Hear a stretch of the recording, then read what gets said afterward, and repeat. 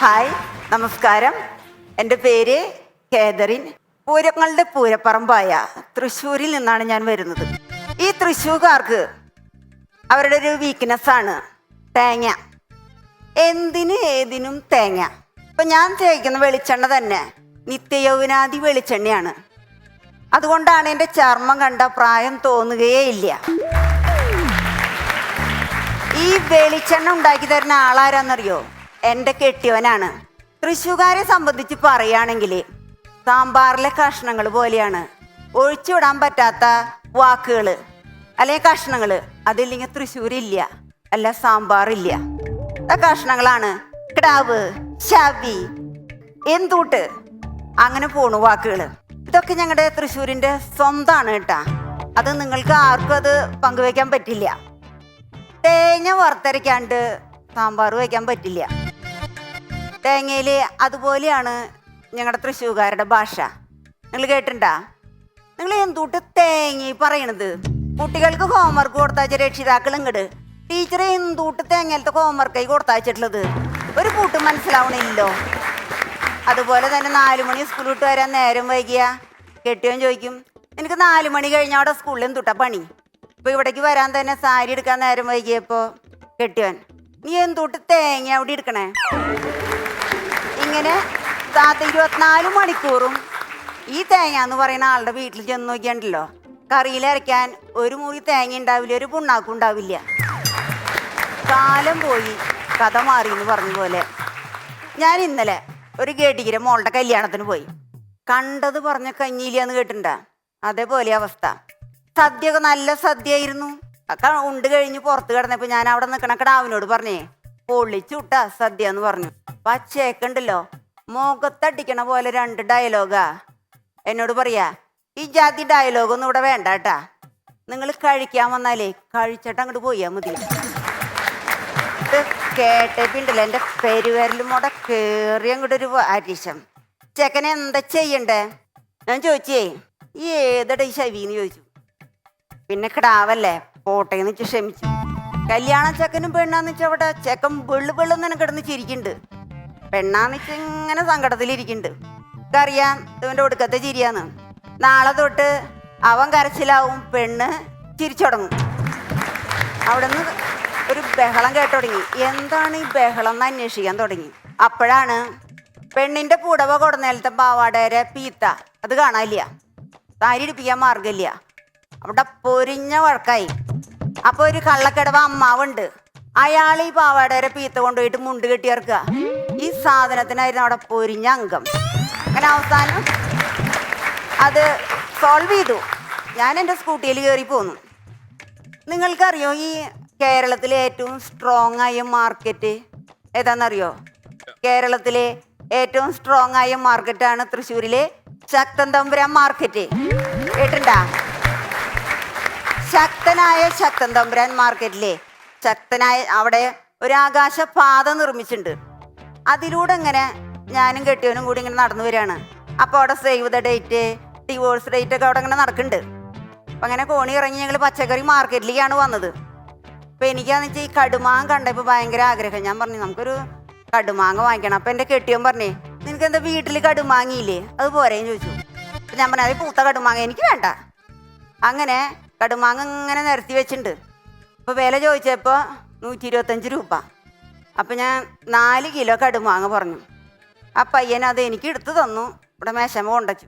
എൻ്റെ വില എത്രയാന്ന് ചോദിച്ചപ്പോൾ ഈ ചെക്കൻ അവൻ്റെ പോക്കറ്റിൽ നിന്ന് അവനേക്കാളും വലിയൊരു തോണ്ടിപ്പെട്ടി എടുത്തിട്ട് കൂട്ടലും കിഴിക്കലായിട്ട് തോണ്ടലും കുത്തലായിട്ട് ഇങ്ങനെ നിൽക്കുക. 5 മിനിറ്റ് കഴിഞ്ഞു, 10 മിനിറ്റ് കഴിഞ്ഞു, പിന്നെ തോണ്ടൽ കഴിക്കണില്ല. അപ്പോൾ ഔസേപ്പേട്ട മുതലാളി പറഞ്ഞേ, ടീച്ചറെ നിങ്ങൾ എന്തൂട്ട് ജാതി കണക്കവനെ പഠിപ്പിച്ചിട്ട് വിടണത്? ഞാൻ 4ാം ക്ലാസ്സും കുസ്തിയുള്ള എനിക്ക് ഞാൻ മണിയായിട്ട് കണക്ക് പറഞ്ഞാലോ. ഈ ചേക്കൻ നേരെ എത്രയും നിൽക്കണമെന്നറിയോ? ഔസേപ്പേട്ടൻ്റെ ഒരു ഡയലോഗ്, ശവ്യേ പൈസ മേടിച്ചിട്ട് മേശയിലേക്ക് ഇട്ടാ ടീച്ചറേ എന്ന്. അപ്പം അവന് വന്നിട്ടുള്ളൊരു അരിശെന്ന് പറഞ്ഞിട്ടുണ്ടല്ലോ, എന്നെ അങ്ങോട്ട് അരച്ചു കൊടുത്താൽ വലിച്ചു കുടിക്കാന്നുള്ള നിലയിലാണ്.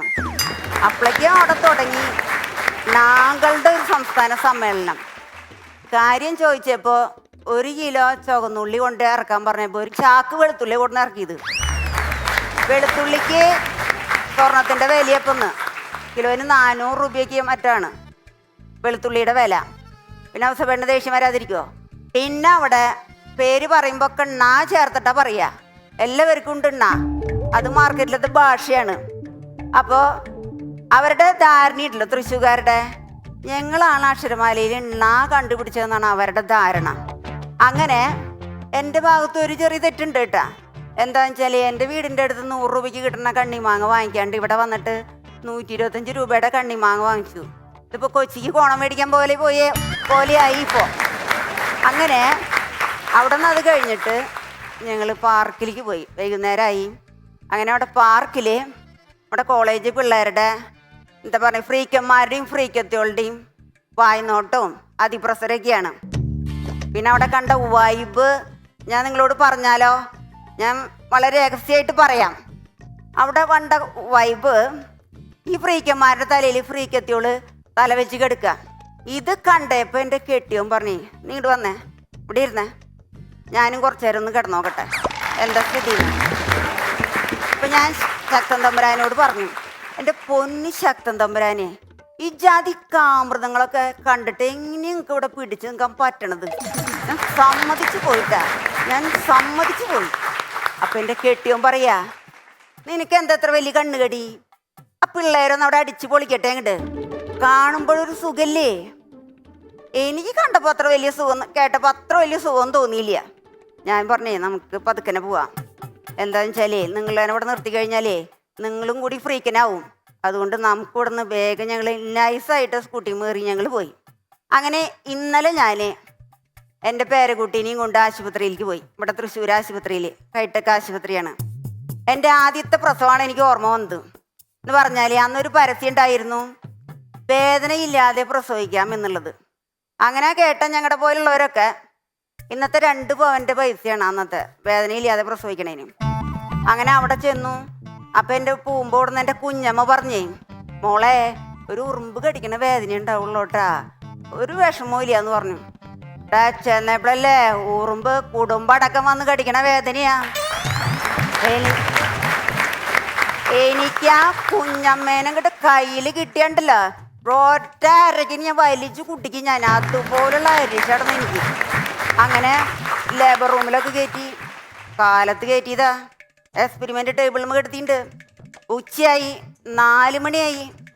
അപ്പം എൻ്റെ കെട്ടിയ നേഴ്സായിട്ട് തട്ടി കയറി തുടങ്ങി. നിങ്ങൾ എന്തുട്ടാ അവിടെ എടുക്കണേ, എത്ര നേരമായി ഇവിടെ കിടത്തിയാക്കണം ഈ ടേബിളുമേ?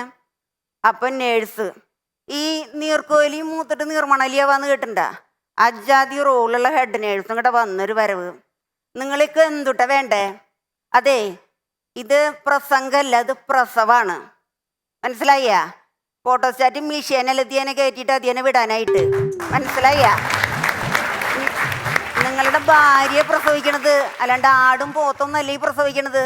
അപ്പം നിങ്ങളെ അടങ്ങി ഒതുങ്ങി അവിടെ അടുത്തിൽ ചെന്ന് നിൽക്കുക.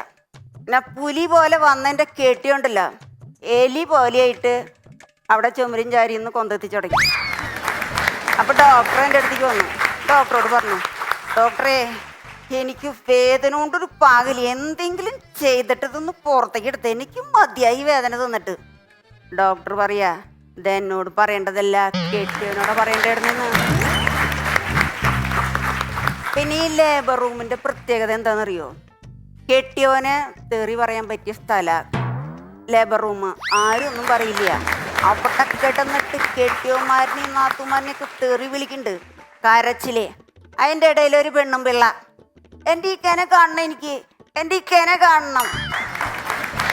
ഈ നേഴ്സിനോടേ ഇവിടെ വന്നൊരു വരവ്, നീ ഇത്ര നാൾ ഇക്കേനെ കണ്ടിട്ട് ഞാൻ ലീവ് ഇതായത്, അതെ നീ അകത്തേക്ക് കയറ്, ഇത് കഴിഞ്ഞിട്ട് പുറത്തേക്ക് കിടന്നാൽ മതി. അങ്ങനെ എൻ്റെ അമ്മായിമ്മേരെ വിഷമം എന്താണെന്ന് വെച്ചാലേ, ഒരു 3 കിലോ ലഡു വാങ്ങിച്ചു കൊടുന്നിട്ടുണ്ട്, 2-3 ദിവസമായി അത് തുടങ്ങിയിട്ട്. അതൊക്കെ പൂത്തു എന്നുള്ള വിഷമം അമ്മായിമ്മയ്ക്ക്. എനിക്കാണെങ്കിൽ എലിക്ക് പ്രാണവേദന, പൂച്ചയ്ക്ക് വീണ വായന എന്ന് പറയില്ലേ, അതേപോലെ എൻ്റെ അവസ്ഥ. അപ്പം അമ്മായിമ്മേരെ ദണ്ണം അത്ര വലുതാണ്. അങ്ങനെ ഒരു വിധമായിട്ട് പ്രസവം കഴിഞ്ഞിട്ട് പോകുന്ന ആശുപത്രിയിലേക്ക്. അങ്ങനെ വീട്ടിൽ വന്ന് എവിടെ നിന്നൊരു സമാധാനം കിട്ടാന്ന് വെച്ച് വീട്ടിൽ വന്ന് TV ഓണാക്കിയപ്പോൾ ഉണ്ടല്ലോ, കറുപ്പാണ്, വെളുപ്പാണ്, പെറ്റമ്മയ്ക്ക് സഹിക്കില്ല. എവിടെ ചെന്നാലും ഈ കലാകാരന്മാർക്കുണ്ടല്ലോ മെനക്കെടാണ്. എവിടെ ചെന്നാലും ഈ സാധാരണ കലാകാരന്മാർക്ക് ഈ കലാപവാസന ഉണ്ടാവില്ല എന്നാ പറയാ. പക്ഷെ ഇവിടെ ഉണ്ടല്ലോ മെനക്കെട്ട് ചില കലാകാരന്മാര് കലാപം ഉണ്ടാക്കുകയാണ്. എവിടെ ചെന്നാലും ഒരു രക്ഷയില്ല. ഇപ്പൊ ഈ കഴിഞ്ഞ മാർച്ച് 8 ലോക വനിതാ ദിനായിരുന്നു. അപ്പം അതിലെന്നെ ആദരിക്കാനും പിന്നെ അതുപോലെ തന്നെ അവരുടെ പരിപാടിയിൽ ഉദ്ഘാടനം ചെയ്യാനൊക്കെ വിളിച്ചിട്ടുണ്ടായിരുന്നു. ഈ തൊഴിലുറപ്പ് തൊഴിലാളികളുടെ വനിതകൾ തന്നെ അത് കെട്ടിയോമാരുടെ ഷർട്ട് അടിച്ചു മാറ്റിയിട്ട് 100 ദിവസം പണിക്ക് പോയ സ്ത്രീകളെന്നെ ആദരിക്കാനാണ് എന്നെ വിളിച്ചത്. അപ്പോൾ അവർക്ക് 50 വയസ്സ് കഴിഞ്ഞവർക്ക് പന്ത് കളി, 80 വയസ്സ് കഴിഞ്ഞവർക്ക് ഉരുണ്ട് കളി, 90 വയസ്സ് കഴിഞ്ഞവർക്ക് സ്റ്റാൻഡപ്പ് കോമഡി.